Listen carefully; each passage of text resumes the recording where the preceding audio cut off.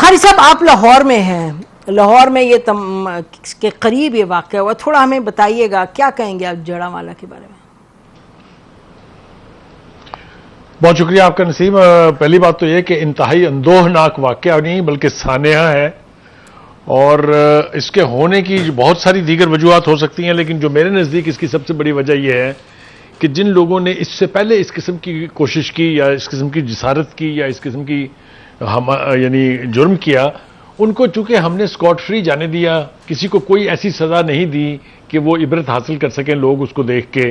واقعہ چاہے سیالکوٹ کا ہو، اگر آپ کو یاد ہو، جی بالکل، جہاں ایک سری لنکن صاحب تھے جن کے ساتھ جو کچھ ہوا، یوحنا آباد کا واقعہ جس میں زندہ جلا دیے گئے تھے لوگ، آپ کو یاد ہوگا، جوزف کالونی جس بہت ہی خوفناک واقعہ تھا لاہور کا، پھر اس سے پہلے گوجرا اگر آپ کو یاد ہو اسی طریقے سے وہاں بھی چرچز پر اٹیک ہوئے تھے اور لوگ جان سے گئے تھے، اور اب یہ جڑاوالا. مجھے تو سر شرم سے جھکا ہوا ہے کہ ہم اپنے آپ کو مسلمان کہتے ہیں، اور حال ہمارا یہ ہے کہ اس طرح کے واقعات جو ہیں ہم دنیا بھر میں ڈھنڈورا پیٹ رہے ہیں اسلاموفوبیا کا، وہاں یہ ہو گیا وہاں یہ ہو گیا، اور خود ہمارا حال کیا ہے. آج پوری دنیا جو ہے وہ ہماری طرف دیکھ رہی ہوگی. یقینی طور پر بہت سی جگہ سے کنسرن شو کیا بھی گیا ہے، یورپی یونین نے بڑے سٹرونگ لفظوں میں کہا ہے. یہ اس لیے ہو رہا ہے صرف کہ ہم ان مجرموں کو جو اس کے مرتکب ہوتے ہیں ان کو کچھ کہتے نہیں ہیں، اور اگر کہتے ہیں تو وہ تھوڑی سی دیر میڈیا کے اندر جب تک شور و غوغا رہتا ہے اس کے بعد پتہ چلتا ہے کہ جی وہ معاملہ جو ہے سرد خانے کی نظر ہو گیا. آپ جو میں نے سانحات آپ کو گنوائے ہیں، آپ کسی ایک مجرم کو بتا دیجئے جس کو سزا ہوئی ہو، سب یا ضمانتوں پر ہیں یا ان کے خلاف کیسز جو ہیں سرد خانے کی نظر ہیں، اور یہی وجہ ہے کہ اس قسم کے واقعات ایک کے بعد جو ہے وہ ہوتے جا رہے ہیں. دوسری طرف ہم اگر دیکھیں جو ہماری ہینڈلنگ ہے وہ بڑی عجیب و غریب ہے. مجھے تو بہت ذاتی طور پر بہت عجیب و غریب لگا کہ نامزد چیف جسٹس صاحب وہاں کیسے پہنچ گئے. یہ ان کا کام ہی نہیں ہے. ان کو بیٹھ کے اداروں کے اندر انصاف کرنا چاہیے. وہ ثاقب نثار کی طرح سے وہ بھی اگر ہر معاملے کے اندر پہنچیں گے وہاں تو بڑی عجیب و غریب. یہ میری پرسنل ریزرویشن ہے، میرے خیال سے ان کو نہیں جانا چاہیے تھا وہاں.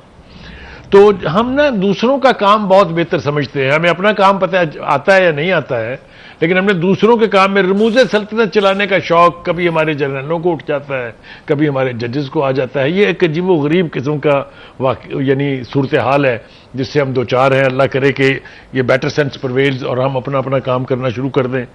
لیکن ہیونگ سیڈ دیٹ، میرے خیال سے جڑاوالا کے اوپر ہر پاکستانی شرمندہ ہے، اس لیے کہ ہمیں یاد دہانی کرائی جا رہی ہے کہ جناب آپ کے رسول کریم صلی اللہ علیہ وسلم نے ایک معاہدہ کیا تھا نجران میں، وہ پڑھ کے سنایا جا رہا ہے اور سر جو ہے وہ شرم سے جھک رہا ہے.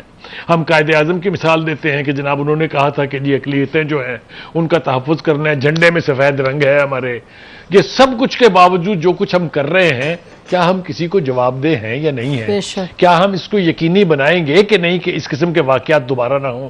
جی بالکل. مظہر تو اسی طرح سے ہم آتے ہیں، اسی طرح سے ہم بات کر لیتے ہیں، اسی طرح سے جب کوئی ایسا سانحہ ہوتا ہے ہم ٹی وی پہ آ کے بول کے چلے جاتے ہیں، then again it gets repeated.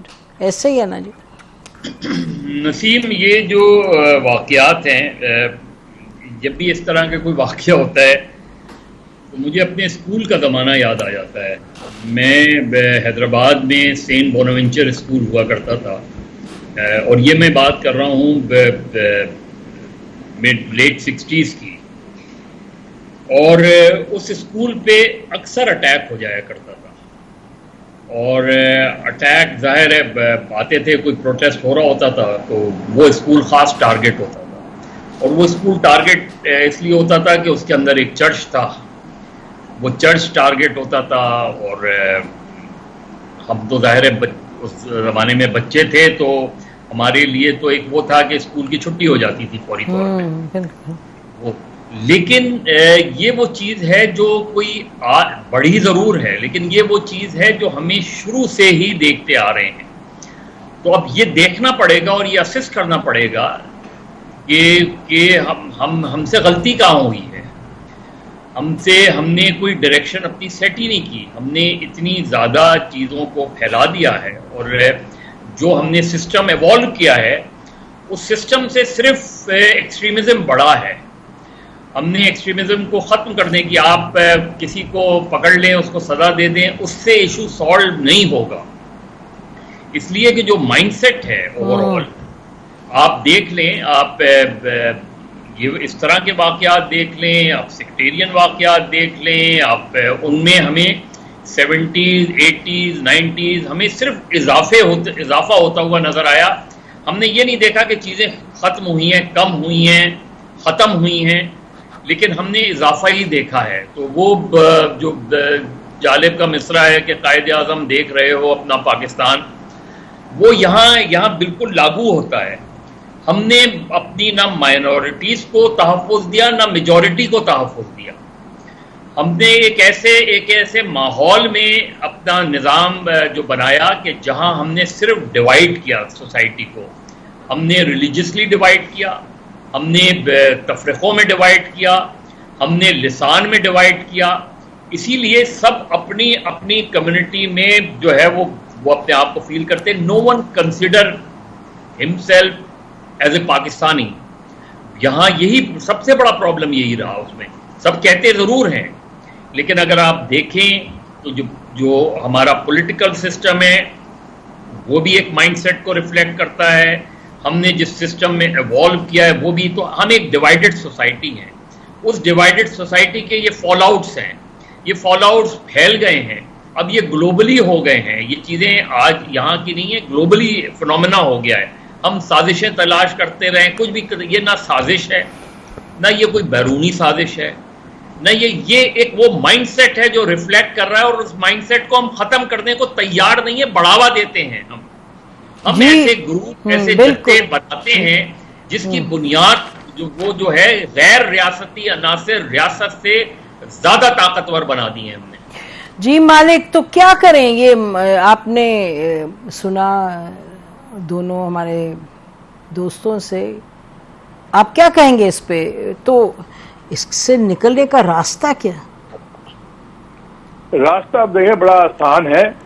یہ جو بھی بخاری صاحب نے بات کی، پہلی بات تو یہ ہے کہ ایگزیکٹلی جب آپ سزائیں دیں، اکاؤنٹیبلٹی ہوگی، دو باری سوچتے ہیں لوگ کوئی بھی کرنے سے. ایک اور سب سے تو امپورٹنٹ یہ ہے کہ یہ آپ کو کرنا ہوگا. آپ کو یاد ہے جنرل مشرف کے زمانے میں انہوں نے بڑی ہارڈ لائن لی جب 2-3 ایشوز کے اوپر، تو کیا ہوا؟ وہاں پہ ریاست جیت گئی. اسی ملک میں ٹی ایل پی نے پورے ملک کو بند کر دیا تھا. جب ٹی ایل پی فوج کے خلاف سرٹن لائنز کراس کی اور فوج کا پورا اس پہ بوجھ آیا، تو پھر سڑکیں بھی پرامن ہو گئیں، ان کی سافٹ ویئر بھی اپڈیٹ ہو گیا. بات یہ ہے کہ ریاست کی انٹینٹ کیا ہے، اور کیونکہ یہ پولیٹیشینز تو یہ کام نہیں کریں گے. اور اگر مئی 9 کے بعد پورے پاکستان میں قیامت آ سکتی ہے اور ہمیں یہ بتایا جاتا ہے کہ جی بس دیش سے اب یہ اور پاکستان نہیں چل سکتے، تو پھر وہاں تو ایک کور کمانڈر کا گھر چلا تھا، یہاں تو 60 لوگوں کے گھر چل گئے. تو there has to be a state response. دیکھیں ہمارے ملک میں جو سب سے بڑا مسئلہ نسیم وہ یہ ہے کہ ایک ریلیجس اکانومی جو بہت بڑی کنزرویٹو ملک ہے، اور ہر کانسٹیٹوئنسی کے اندر کچھ بھی نہ کریں تو 10-20 ہزار ووٹ تو ہر مذہبی رہنما کے پاس. پولیٹیشینز بھی ان کے آگے گھٹنے ٹیکتے ہیں. اچھا، ہر قسم کے کاموں میں مذہبی جماعتیں انوالوڈ ہیں. زمینوں پہ قبضہ لینا ہے، زمینوں پہ قبضہ چھڑوانا ہے، ہر قسم کا جگہ ٹیکس کا کام جو ہے وہ کیوں نہیں ہوتا. میں آپ کو اسپیسیفک ایگزامپل بتا سکتا ہوں کہ کس طرح کراچی کے 2-3 بہت بڑے مدرسے ہیں جہاں کے محتمم ان کاموں میں شامل ہیں. ہمارے ٹیلی ویژن میں بڑے بڑے لوگ آ کے لوگوں کو رلاتے ہیں، اور لیکن ان کے صاحبزادے اور ان کے بچے آف دا اسکرین لوگوں کو رلا رہے ہیں دوسرے طریقے سے.